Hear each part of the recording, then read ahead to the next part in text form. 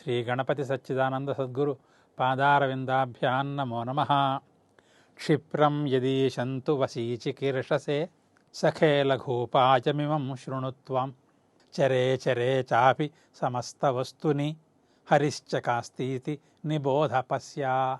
ఓ మిత్రుడా, త్వరగా భగవంతుణ్ణి వశం చేసుకోవాలనే కోరిక కనుక నీకు ఉన్నట్టయితే ఒక సులభోపాయం చెబుతాను విను. చరాచరములైన సమస్త వస్తువుల్లోనూ కూడా ఆ పరమాత్మ ఏకరూపంగా ఉన్నాడు, సర్వత్రా వ్యాపించి ఉన్నాడు అని బాగా అర్థం చేసుకో, తెలుసుకో, అనుభవం ద్వారా చూడు. ఇంతే ఉపాయం. ఇంకా వేరే ఏం చేయక్కల్లా. తపస్సులు చేయాలా, ఉపవాసాలు చేయాలా, ఏం చేయాలి అంటే అవన్నీ తర్వాత మాట.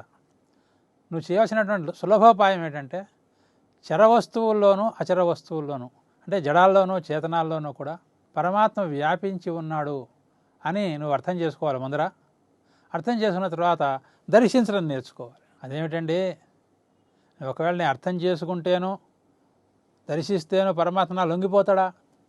ప్రపంచంలో ఎవరైనా ఒకళ్ళకొకళ్ళు లొంగిపోతున్నారంటే ఎందుకు లొంగిపోతున్నారు? ఇద్దరికీ ప్రయోజనం ఉంటేనే లొంగిపోతున్నారు. లోకంలో ఎప్పుడైనా సరే లొంగటం, వశీకరణ అనేటువంటి ఉన్నదంటే ఎందుకు వశీకరణ చేసేవాడు వశీకరణ ఎందుకు చేస్తున్నాడు, వశీకరణ పొందేవాడు ఎందుకు వశీకరణ పొందుతున్నాడు. పోసేవాడు ఒకందుకు పోస్తున్నాడు, తాగేవాడు ఒకందుకు తాగుతున్నాడు అని సామెత.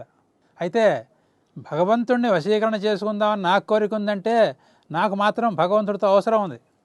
భగవంతుడి దగ్గర ఉన్నటువంటి మహానంద స్థితి, ఆ దివ్యానంద స్థితి, ఆ శాశ్వతానంద స్థితి, అనంత శక్తిమయ స్థితి, అనంత జ్ఞానమయ స్థితి, అది నాకు కావాలని కోరుకుంది.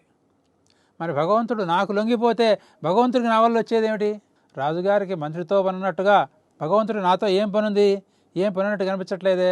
అంచేది నేను ప్రయత్నం చేస్తే మాత్రం భగవంతుడు ఎందుకు లొంగుతాడు అనే సందేహం మనస్సుకు రావచ్చు. లోకంలో ఒకళ్ళ యొక్క అవసరాల బట్టి మరొకళ్ళు ఒకళ్ళని లొంగ తీసుకోవడమో లొంగిపోవడమో జరుగుతున్నప్పటికీ కూడా తల్లి పిల్లవాడి విషయంలో చూసుకోండి, అక్కడ స్వార్థానికి తావు లేదు.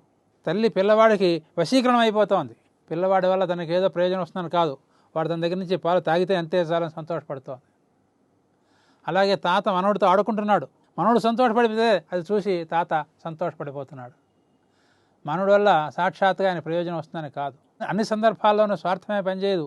అపారమైన ప్రేమ, స్వచ్ఛమైన ప్రేమ, నిస్వార్థమైన ప్రేమ హృదయంలో కనుక ఉన్నట్టయితే అప్పుడు కూడా లొంగిపోవడం సంభవిస్తుంది. ఆ భగవంతుడి పట్ల మనకు ఉండేటువంటి భక్తి ఏం చేస్తుందంటే ఆ భక్తి భగవంతుణ్ణి మన యందు ప్రేమ గలవాణ్ణిగా చేస్తుంది.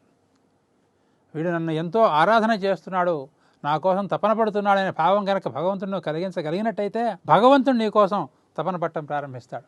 అయితే నా కోసం తపిస్తున్నాడని భగవంతుడు ఎలా తెలుస్తుంది అంటే ప్రతి వస్తువులోనూ, ప్రతి అణువులోనూ, చరాచర సమస్త వస్తువులోనూ కూడా పరమాత్మ ఉన్నాడని దర్శించడం కోసం నువ్వు కృషి చేయాలి. ప్రహ్లాదుడు అలాంటి కృషి చేశాడు.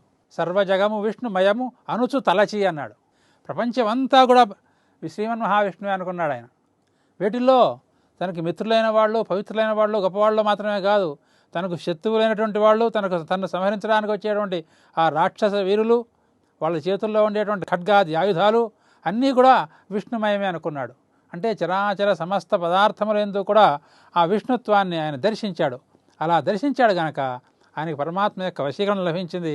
కనుక మనం కూడా అభ్యాసం చేయవలసింది ఏంటంటే వ్రతాలు, తపస్సులు, నియమాలు ఎన్ని చేస్తున్నా సరే వాటన్నిటికంటే మించినటువంటి శ్రద్ధతో సర్వత్రా కూడా పరమాత్మ దర్శనం చేసే ప్రయత్నం మనం చేయాలి.